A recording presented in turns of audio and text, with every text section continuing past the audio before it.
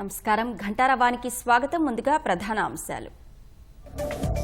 పహల్గాం ఉగ్రదాడిలో ముష్కరుల కోసం బలగాల వేట. ముగ్గురి ఫోటోలు విడుదల చేసిన దర్యాప్తు బృందాలు.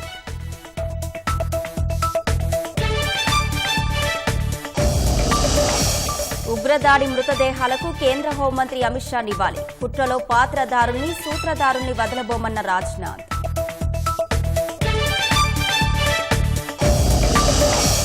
ప్రధాని అధ్యక్షతన భద్రతా వ్యవహారాల కేబినెట్ భేటీ. హాజరైన షా, రాజ్నాథ్ కీలక నిర్ణయాలకు అవకాశం.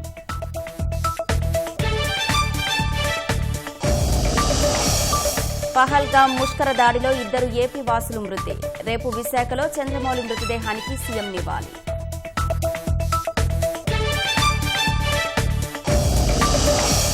టీడీపీ నేత వీరయ్య కుటుంబీకులకు చంద్రబాబు పరామర్శ. హత్య చేసిన వారిని వదలబోమన్న సీఎం. 12 బృందాలతో గాలింపు.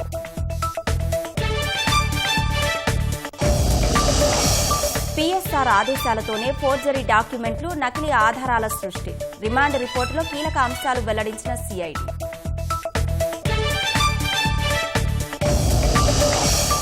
టెన్త్ ఫలితాల్లో బాలికలదే పైచేయి. 600 మార్కులతో కాకినాడ విద్యార్థిని నేహాంజని రికార్డు.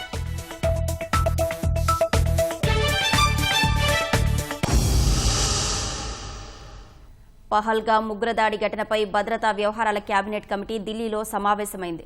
ప్రధాని మోదీ అధ్యక్షతన జరుగుతున్న ఈ భేటీలో రక్షణ మంత్రి రాజ్నాథ్ సింగ్, హోంమంత్రి అమిత్ షా, ఆర్థిక మంత్రి నిర్మలా సీతారామన్, విదేశాంగ శాఖ మంత్రి జయశంకర్ పాల్గొంటున్నారు. ప్రధాని మోదీ సూచన మేరకు ఉగ్రదాడి జరిగిన ప్రాంతానికి వెళ్లి వచ్చిన అమిత్ షా ముష్కర దాడికి సంబంధించిన వివరాలు సమావేశంలో వివరించినట్లు తెలుస్తోంది. జమ్మూ కశ్మీర్ పహల్గాంలో జరిగిన ఉగ్రదాడి ఘటన నేపథ్యంలో భద్రతా వ్యవహారాల కేబినెట్ కమిటీ ఢిల్లీలో అత్యవసరంగా సమావేశమైంది. ప్రధాని మోదీ అధ్యక్షతన జరుగుతున్న ఈ భేటీలో రక్షణ శాఖ మంత్రి రాజ్నాథ్ సింగ్, హోంశాఖ మంత్రి అమిత్ షా, ఆర్థిక మంత్రి నిర్మలా సీతారామన్, విదేశాంగ మంత్రి ఎస్ జయశంకర్ తదితరులు పాల్గొంటున్నారు. పహల్గాంలో జరిగిన ఉగ్రదాడి ఘటనపై ప్రధానంగా చర్చిస్తున్నట్లు సమాచారం. ఈ భేటీలో కీలక నిర్ణయం తీసుకునే అవకాశం ఉన్నట్లు తెలుస్తోంది. ఉగ్రదాడి నేపథ్యంలో ప్రధాని మోదీ సౌదీ అరేబియా పర్యటనను అర్ధంతరంగా ముగించుకొని ఈ ఉదయం ఢిల్లీ చేరుకున్నారు. విమానాశ్రయంలోనే జాతీయ భద్రతా సలహాదారు అజిత్ డోబాల్, విదేశాంగ శాఖ మంత్రి ఎస్ జయశంకర్, విదేశాంగ శాఖ కార్యదర్శితో ఉన్నత స్థాయి సమీక్ష నిర్వహించారు. ఉగ్రదాడి తర్వాత పరిస్థితులను ప్రధాని మోదీ అడిగి తెలుసుకున్నట్టు సమాచారం.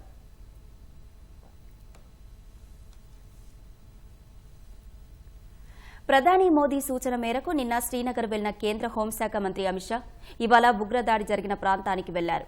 శ్రీనగర్ నుంచి 110 కిలోమీటర్ల దూరంలో ఉన్న బైసరన్కు హెలికాప్టర్లో చేరుకున్నారు. అమిత్ షా పర్యటన నేపథ్యంలో కట్టుదిట్టమైన భద్రతా చర్యలు చేపట్టారు. ఉగ్రదాడి జరిగిన తీరును అమిత్ షాకు అధికారులు వివరించారు. అంతకుముందు పహల్గాం ఉగ్రదాడిలో ప్రాణాలు కోల్పోయిన వారికి ఆయన నివాళులర్పించారు. అక్కడే బాధిత కుటుంబాలను పరామర్శించారు. అనంతరం ఆసుపత్రిలో చికిత్స పొందుతున్న క్షతగాత్రులను పరామర్శించారు. వారితో మాట్లాడి ఉగ్రదాడి ఘటనకు సంబంధించిన వివరాలు అడిగి తెలుసుకున్నారు.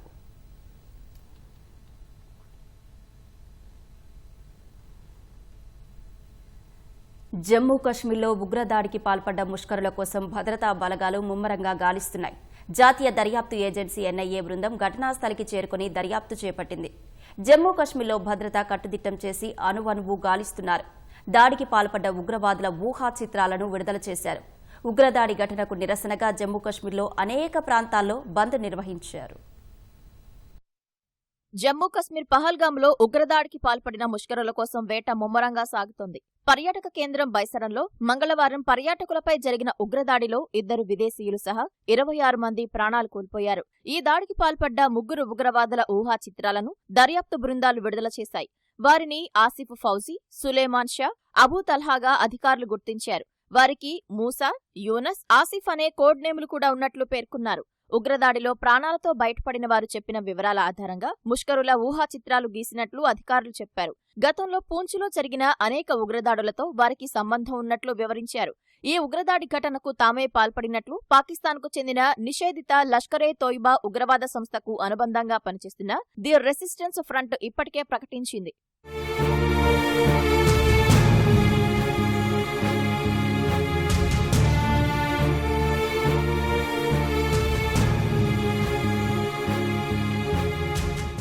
మరోవైపు జాతీయ దర్యాప్తు సంస్థ ఎన్ఐఏ కూడా రంగంలోకి దిగింది. ఇన్స్పెక్టర్ జనరల్ సారథ్యంలోని ఎన్ఐఏ బృందం పెహల్గాంలో 26 మంది పర్యాటకులను బలిగొన్న ఉగ్రదాడి కేసు దర్యాప్తులో జమ్మూ కశ్మీర్ పోలీసులకు సహకారం అందించనుంది.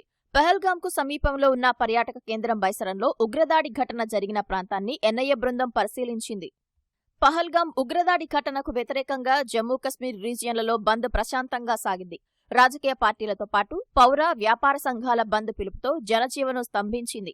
అన్ని వర్గాల ప్రజలు బంద్కు మద్దతు తెలిపారు. జమ్మూ నగరంతో పాటు రియాసీ, దోడా, ఉధంపూర్, కత్రా, కథువా, పూంచ్, సాంబా తదితర ప్రాంతాల్లో బంద్ ప్రభావం కనిపించింది.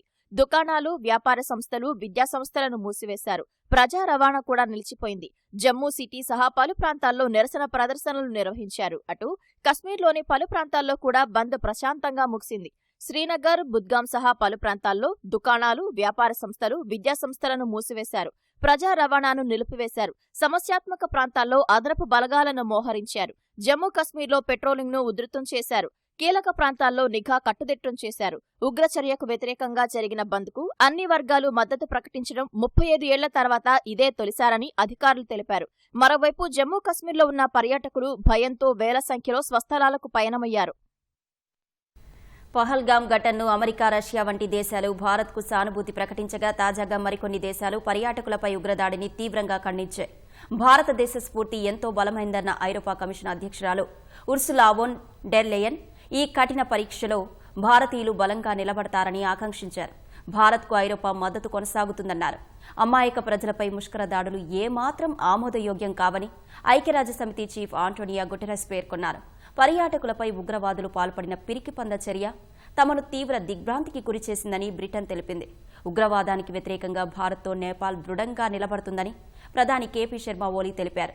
Pakistan, China, Germany, UAE, Sri Lanka విదేశాంగ శాఖలు సైతం మరణాలపై సంతాపం ప్రకటించాయి.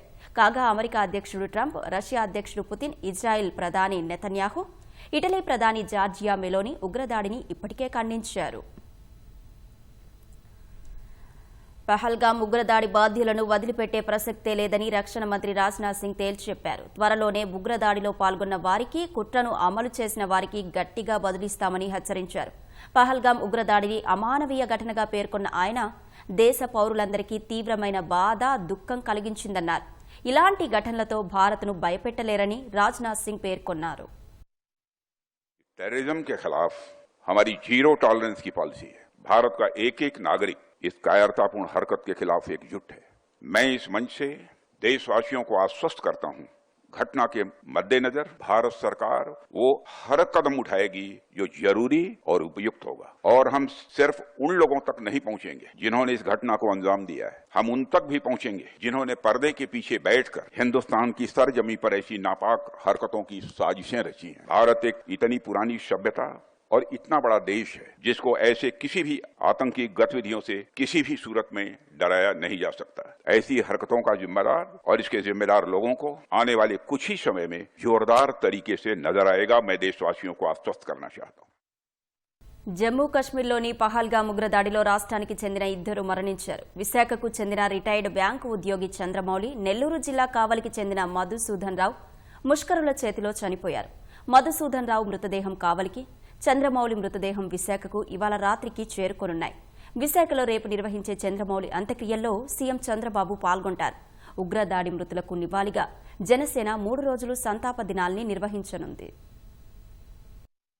ఉగ్రవాదుల కాల్పుల్లో కావలికి చెందిన మధుసూదన్ రావు మరణించడం స్థానికంగా తీవ్ర దిగ్భ్రాంతికి గురిచేసింది. మధుసూదన్ రావు తల్లిదండ్రులు కావలి కుమ్మరవీధిలో నివాసం ఉంటున్నారు. వీరు అరటికాయల వ్యాపారం చేస్తున్నారు. మధుసూదన్ రావు బెంగళూరులో సాఫ్ట్వేర్ ఇంజనీర్గా పనిచేస్తున్నారు. 12 ఏళ్ల క్రితమే ఆయన బెంగళూరులో స్థిరపడ్డారు.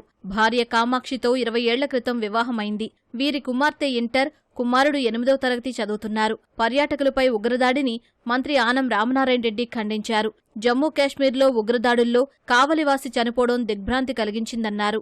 ఇది హేయమైన చర్య అన్నారు. మధుసూదన్ రావు కుటుంబ సభ్యులకు ప్రగాఢ సానుభూతి తెలిపారు. వారి కుటుంబానికి కూటమి ప్రభుత్వం అండగా ఉంటుందన్నారు.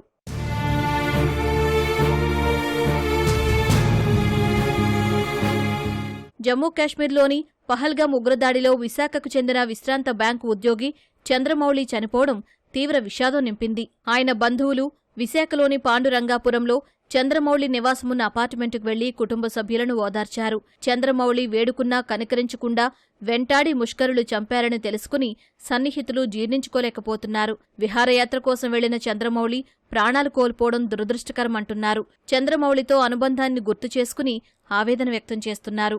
శుక్రవారం వెళ్ళారు సార్ 6:30కి, 26న వచ్చేస్తామని చెప్పారు. తెలియదు సార్, టీవీలో చూస్తే తెలిసింది. ఫోన్ చేస్తే వాళ్ళ ఫోన్ స్విచ్ ఆఫ్, వాళ్ళ ఆవిడది వాళ్ళ పిల్లలవి. ఇలా వచ్చేసరికి ఏమైందంటే ఇలా చంద్రమౌళి గారు చనిపోయినారు అంతే. అదేంటండి మొన్న వెళ్ళారు కదా, ఏమైంది బాగానే ఉన్నారు అని అంటే ఇలాగ అయ్యిందమ్మా అని చెప్పారు. ఇద్దరే ఉంటున్నారు సార్, ఇద్దరు పిల్లలు అమెరికాలో ఉన్నారు, వాళ్ళకి మ్యారేజ్ అయిపోయిందిలేండి. చాలా దిగ్భ్రాంతి కలిగించింది, చాలా విషాదకరమైన విషయం. చాలా ఫ్రెండ్లీగా సోషబుల్గా ఉండేవాళ్ళు అండి. అపార్ట్మెంట్ మీటింగ్స్ అవి జరిగినప్పుడు కూడా అపార్ట్మెంట్ ఇష్యూస్ ఏమన్నా ఉంటే చాలా కీన్ ఇంట్రెస్ట్ తీసుకునేవాళ్ళు. ఆయన రిటైర్డ్ స్టేట్ బ్యాంక్ మేనేజరు. మార్నింగ్లోనూ ఈవినింగ్ ఎప్పుడైనా వాకింగ్లో కలిసేవాళ్ళం. ఈరోజు చూసినట్టు చాలా బాధగా ఉంది సార్, ఎందుకంటే సార్ చాలా మంచోళ్ళు. అపార్ట్మెంట్లో సుధాకర్ మొక్కలకు వాటర్ వేసుకో, పిల్లలు బయటకు పంపించద్దు, బిస్కెట్స్ 75 పిల్లలకు పెట్టి అని చెప్పేసి, సరే నేను వారం రోజులు వస్తానని చెప్పేసి సార్ వెళ్ళారు. ఇలా వస్తానని మనిషి ఇలా రాకపోయేసరికి చాలా బాధగా ఉంది. చాలా స్మూత్, చాలా మంచి వ్యక్తి సార్ అతను మా పెదనాన్న వరుస అవుతారండి. నాకు చాలా మంచి వ్యక్తి, నాకు చాలా మంచి వ్యక్తి అండి. మా కుటుంబానికి అనగా ప్రతి కుటుంబం మా బంధువులందరికీ చాలా హెల్ప్ఫుల్గా ఉంటారండి. అతను అందరు మంచి కోరే వ్యక్తి అండి. అతను ఉగ్రవాద చర్యలు సమాజంపై మాయని మచ్చ అని సీఎం చంద్రబాబు మండిపడ్డారు. ఉగ్రవాదం, హింస ద్వారా ఏ లక్ష్యాలను సాధించలేరని చరిత్ర చెప్తోందని గుర్తు చేశారు. ముష్కర ఘాతకానికి పాల్పడిన వారిపై కఠినంగా వ్యవహరించాలన్నారు. ఉగ్రవాదంపై పోరాటంలో కేంద్ర ప్రభుత్వానికి మద్దతుగా ఉంటామని ముఖ్యమంత్రి పోస్ట్ చేశారు. ఉగ్రదాడిలో ప్రాణాలు కోల్పోయిన చంద్రమౌళి, మధుసూదన్లకు చంద్రబాబు సంతాపం ప్రకటించారు. మృతుల కుటుంబానికి ప్రగాఢ సానుభూతి తెలుపుతూ జరిగిన నష్టాన్ని భరించే శక్తి పొందాలని ప్రార్థిస్తున్నట్లు తెలిపారు. ఉగ్రదాడి మృతులకు నివాళులర్పించిన జనసేన 3 రోజులు సంతాప దినాల్ని నిర్వహించనుంది. గురువారం మౌనదీక్ష, శుక్రవారం మానవహారాలు నిర్వహించనుంది. మానవహారాల్లో పవన్ కళ్యాణ్ పాల్గొంటారు. ఉగ్రదాడి బాధాకరమన్న మంత్రి లోకేష్, నాగరిక సమాజంలో ఉగ్రవాదానికి స్థానం లేదన్నారు. మృతుల కుటుంబాలకు సానుభూతి తెలిపారు. టీడీపీ నేత వీరయ్య చౌదరి హత్యపై అన్ని విధాలుగా దర్యాప్తు జరుగుతోందని సీఎం చంద్రబాబు తెలిపారు. ప్రకాశం జిల్లా నాగులుప్పలపాడు మండలం అమ్మనబ్రోలో వీరయ్య చౌదరి భౌతిక కాయానికి ముఖ్యమంత్రి నివాళి అర్పించారు. కుటుంబ సభ్యులను పరామర్శించి వారిని ఓదార్చారు. అధైర్యపడొద్దని, అండగా ఉంటామని భరోసా ఇచ్చారు. హత్య కేసు నిందితుల కోసం 12 బృందాలు ఏర్పాటు చేసి గాలిస్తున్నట్లు సీఎం వెల్లడించారు. ఇలాంటి నేరాలు చేసిన వారు కాలగర్భంలో కలిసిపోతారని హెచ్చరించారు. వీరయ్య చౌదరి గారి యొక్క హత్య జీర్ణించుకోలేకపోతున్నాం. దీనిపైన అన్ని విధాలుగా అన్వేషిస్తున్నాం, ఇన్వెస్టిగేషన్ చేస్తున్నాం. 12 టీములు వేశాం. అరుడు కట్టినటువంటి నేరస్తులు కూడా చేయని విధంగా ఈ హత్య చేసే పరిస్థితికి వచ్చారు. 53 చోట్ల కత్తిపోట్లు ఉన్నాయి. అంటే ఇది చూసిన తర్వాత ఈ రాష్ట్రంలో ఇలాంటి ఘోరమైన వ్యక్తులు కూడా ఉన్నారా అనిపిస్తుంది. వీరయ్య చౌదరి గారు మంచి నాయకుడు, సమర్థవంతమైన వ్యక్తి. ఎవరిని వదిలిపెట్టను, ఆ కుటుంబానికి అండగా ఉంటాం, అన్ని విధాలుగా ఆదుకుంటాం. భవిష్యత్తులో కూడా వాళ్ళు ఏమేం చేయాలో మా సొంత కుటుంబ సభ్యుల్ని ఏ విధంగా చూసుకుంటాం ఆ విధంగా చూసుకుంటామని కుటుంబ సభ్యులకు హామీ ఇస్తూ. టీడీపీ నేత వీరయ్య చౌదరి హత్య కేసు విచారణలో పురోగతి లభించింది. పొన్నూరులో 5 అనుమానితులను ఒంగోలు పోలీసులు అదుపులోకి తీసుకున్నారు. మరింత సమాచారం మా ప్రతినిధి చంద్రశేఖర్ అడిగి తెలుసుకుందాం. చంద్రశేఖర్, టీడీపీ నేత వీరయ్య చౌదరి హత్య కేసు విచారణలో పురోగతికి సంబంధించి వివరాలేంటి?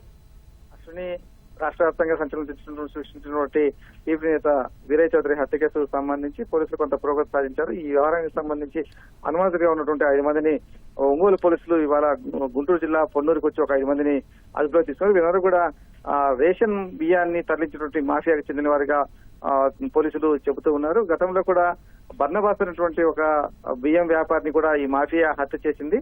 ఇప్పుడు కూడా ఆ మాఫియా కారణంగానే వీరయ్య చౌదరి కూడా హత్యకు గురయ్యారని చెప్పేసి పోలీసులు భావిస్తున్నారు. అందులో భాగంగానే ఒంగోలు చెందినటువంటి ఒక రేషన్ మాఫియాకు చెందినటువంటి ఒక కీలకమైన వ్యక్తి హత్య జరిగిన తర్వాత కనిపించకుండా పోవడం పోలీసులు అనుమానం రేకెత్తించింది. అతని సెల్ ఫోన్ సిగ్నల్స్ అవన్నీ కూడా పోలీసులు సాంకేతికంగా కూడా పరిశోధించిన అనంతరం అతని ఆచూకీ కనుక్కునే క్రమంలో అతనితో సన్నిహితంగా మెలిగేటువంటి వారిని కూడా పోలీసులు అదుపులో తీసుకున్నారు. ఈ క్రమంలోనే పొన్నూరులో ఈ రేషన్ మాఫియాకి సంబంధించినటువంటి వ్యవహారాలు ఎక్కువగా నడుస్తున్నాయి కాబట్టి పొన్నూరు చెందినటువంటి 5గురిని అయితే ఒంగోలు నుంచి వచ్చిన పోలీసులు కొద్దిసేపటి క్రితం వారిని తీసుకుని ఒంగోలు తరలిస్తున్నారు. ఈ కేసులో నిందితులు ఎవరో తేల్చేందుకైతే ఇప్పుడు ఈ అనుమానితులను అదుపులో తీసుకోవడం అయితే ఉపయోగపడుతుందని చెప్పేసి పోలీసులు భావిస్తున్నారు. కొంత పురోగతి అయితే ఈ కేసులో లభించనుంది. తప్పనిసరిగా నిందితులు ఎవరైనా గుర్తించేటువంటి అవకాశం కూడా కనిపిస్తోంది. అశ్విని, ధన్యవాదాలు చంద్రశేఖర్. 10వ తరగతి ఫలితాల్లో బాలికలు సత్తా చాటారు. 10 ఫలితాలను విద్యాశాఖ మంత్రి నారా లోకేష్ ఆన్లైన్లో విడుదల చేశారు. మొత్తంగా 81.14% ఉత్తీర్ణత నమోదైంది. బాలికలు 84.09%, బాలురు 78.31% ఉత్తీర్ణులయ్యారు. 1680 పాఠశాలలు 100% ఉత్తీర్ణత సాధించగా 19 పాఠశాలలో ఉత్తీర్ణత శాతం 0గా నమోదైంది. కాకినాడ విద్యార్థిని నేహాంజని 600కు 600 మార్కులు సాధించి రికార్డు సృష్టించింది. విజయనగరం జిల్లా గరివిడికి చెందిన ఎండ అనీషకు 599 మార్కులు వచ్చాయి. పల్నాడు జిల్లా ఒప్పిచెర్ల ప్రభుత్వ పాఠశాల విద్యార్థిని చంద్రిక 598 మార్కులతో సత్తా చాటింది. 10 ఫలితాల్లో 93.90%తో పార్వతీపురం మన్యం జిల్లా తొలి స్థానంలో నిలవగా 47.64%తో అల్లూరి జిల్లా చివరి స్థానంలో ఉంది. 10వ తరగతి పరీక్షల్లో ఉత్తీర్ణత సాధించిన విద్యార్థులకు మంత్రి లోకేష్ అభినందనలు తెలిపారు. మే 19 నుంచి 28 వరకు 10వ తరగతి సప్లిమెంటరీ పరీక్షలు నిర్వహించనున్నట్లు చెప్పారు. రీకౌంటింగ్, రీవెరిఫికేషన్కు రేపటి నుంచి మే 1 వరకు ఆన్లైన్లో దరఖాస్తు చేసుకోవచ్చని మంత్రి చెప్పారు. ముంబై నటిపై తప్పుడు కేసు పెట్టిన వ్యవహారంలో ఐపీఎస్ అధికారి పీఎస్ఆర్ ఆంజనేయులకు విజయవాడ సిఐడి కోర్టు 14 రోజుల రిమాండ్ విధించింది. మే 7 వరకు రిమాండ్ విధించడంతో ఆంజనేయుల్ని విజయవాడ జిల్లా జైలుకు తరలించారు. తనపై అక్రమంగా ఫోర్జరీ కేసు బనాయించి ఐపీఎస్ అధికారులు వేధించారంటూ ముంబై నటి ఇచ్చిన ఫిర్యాదు మేరకు తొలుత ఇబ్రహీంపట్నం పోలీసులు కేసు నమోదు చేశారు. అనంతరం కేసును సిఐడికి బదిలీ చేశారు. ఈ కేసులో A2గా పీఎస్ఆర్ ఆంజనేయులు ఉన్నారు. నిన్న హైదరాబాద్లో పీఎస్ఆర్ ఆంజనేయుల్ని అరెస్టు చేసిన సిఐడి పోలీసులు తర్వాత విజయవాడ తరలించారు. మంగళవారం మధ్యాహ్నం 1:30 నుంచి రాత్రి 8 గంటల వరకు కర్నూలు డీఐజీ కోయ ప్రవీణ్, సిఐడి ఎస్పీ చక్రవర్తి విచారించారు. రాత్రి సిఐడి కార్యాలయంలోనే ఉంచి ఇవాళ వైద్య పరీక్షల అనంతరం సిఐడి కోర్టులో హాజరుపరిచారు. ముంబై నటిపై కేసు నమోదు చేయాలని పీఎస్ఆర్ చెప్పినట్లు డీసీపీ విశాల్ గున్ని వాంగ్మూలం ఇచ్చారని కోర్టు దృష్టికి తీసుకొచ్చారు. నటిపై తప్పుడు కేసు బనాయించి 42 రోజులు జైల్లో అక్రమంగా ఉంచారని ప్రభుత్వ న్యాయవాదులు వాదించారు. ఆంజనేయులు ఉన్నత స్థాయి అధికారి అయినందున సాక్ష్యాలను తారుమారు చేసే అవకాశం ఉందన్నారు. ఆయనకు రిమాండ్ విధించాలని కోరారు. తాను ఎక్కడికి పారిపోవట్లేదని పీఎస్ఆర్ తెలిపారు. ముంబై నటి కేసుకు తనకు సంబంధం లేదని వాదించారు. ఇరువైపుల వాదనలు విన్న న్యాయాధికారి 14 రోజుల రిమాండ్ విధించారు. మద్యం కుంభకోణం కేసులో రాజ్ కసిరెడ్డిని కస్టడీకి ఇవ్వాలని విజయవాడ ఏసీబీ కోర్టులో సిట్ పోలీసులు పిటిషన్ వేశారు. విచారణలో రాజ్ కసిరెడ్డి పూర్తి విషయాలు చెప్పలేదని పిటిషన్లో పేర్కొన్నారు. రాజ్ కసిరెడ్డిని వారం పాటు కస్టడీకి ఇవ్వాలని సిట్ పోలీసులు కోరారు. 3,200 కోట్ల కమిషన్ల అంశంలో రాజ్ కసిరెడ్డి కీలక నిందితుడని పేర్కొన్నారు. కేసు దర్యాప్తు కీలక దశలో ఉందని కస్టడీకి ఇవ్వాలని కోరారు. డిస్టిలరీ నుంచి కమిషన్లు తీసుకుని ఎవరికి ఇచ్చారో, డిస్టిలరీ నుంచి డబ్బు ఎవరు వసూలు చేశారో తేల్చాల్సి ఉందని సిట్ పోలీసులు తెలిపారు. వైకాపా నేత మాజీ ఎంపీ గోరంట్ల మాధవ్ను గుంటూరు పోలీసులు 2 రోజుల కస్టడీకి తీసుకున్నారు. చేబ్రోలు కిరణ్పై దాడి యత్నం, పోలీసుల విధులకు ఆటంకం కేసులో రాజమండ్రి సెంట్రల్ జైల్లో రిమాండ్ ఖైదీగా ఉన్న మాధవ్ను మధ్యాహ్నం 12 గంటల ప్రాంతంలో గుంటూరు పోలీసులు కస్టడీ నిమిత్తం అదుపులోకి తీసుకున్నారు. అక్కడి నుంచి రోడ్డు మార్గంలో గుంటూరు తరలించారు. 4 గంటల సమయంలో నగరానికి తీసుకువచ్చిన పోలీసులు తొలుత గుంటూరు జీజీహెచ్లో మాధవ్కు వైద్య పరీక్షలు చేయించారు. వైద్య పరీక్షల అనంతరం నల్లపాడు స్టేషన్కు తీసుకెళ్లారు. గుంటూరు కోర్టు ఆదేశాల మేరకు పోలీసులు గోరంట్ల మాధవ్ను 2 రోజులు విచారించనున్నారు. గురువారం సాయంత్రం 5 గంటలలోపు తిరిగి రాజమండ్రి సెంట్రల్ జైల్లో మాధవ్ను పోలీసులు హాజరుపరచాలి. అయితే పోలీసుల వైఖరి పట్ల విమర్శలు వెల్లువెత్తుతున్నాయి. బుధవారం ఉదయమే కస్టడీకి తీసుకోవాల్సి ఉన్న మధ్యాహ్నం 12 గంటల వరకు గుంటూరు పోలీసులు అదుపులోకి తీసుకోలేదని, కనీసం 24 గంటలు మాధవ్ను విచారించే అవకాశం లేకుండా చేసుకున్నారని, కేసుకు సంబంధించిన కీలక సమాచారం ఎలా సంపాదిస్తారనే ప్రశ్నలు పోలీసులు ఎదుర్కోవాల్సి వస్తోంది. ఇప్పటికే గోరంట్ల మాధవ్ను జీజీహెచ్ కోర్టులో హాజరుపరిచే క్రమంలో విధుల్లో అలసత్వం చూపడంతో 11 మంది పోలీసు అధికారులపై వేటు పడినా పోలీసులు అప్రమత్తంగా వ్యవహరించకపోవడం చర్చనీయాంశమైంది. వైసీపీ నేత వల్లభనేని వంశీకి మళ్లీ నిరాశ ఎదురైంది. కృష్ణా జిల్లా గన్నవరం తెలుగుదేశం కార్యాలయంపై దాడి కేసులో నిందితులకు విజయవాడ సిఐడి కోర్టు రిమాండ్ పొడిగించింది.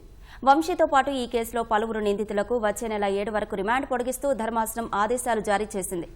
వంశీతో పాటు ఈ కేసులో నెల్లూరు జైల్లో రిమాండ్ ఖైదీలుగా ఉన్న నిందితులను వర్చువల్గా సిఐడి అధికారులు కోర్టులో హాజరుపరిచారు. వాదనలు విన్న న్యాయస్థానం రిమాండ్ పొడిగిస్తూ ఉత్తర్వులిచ్చింది.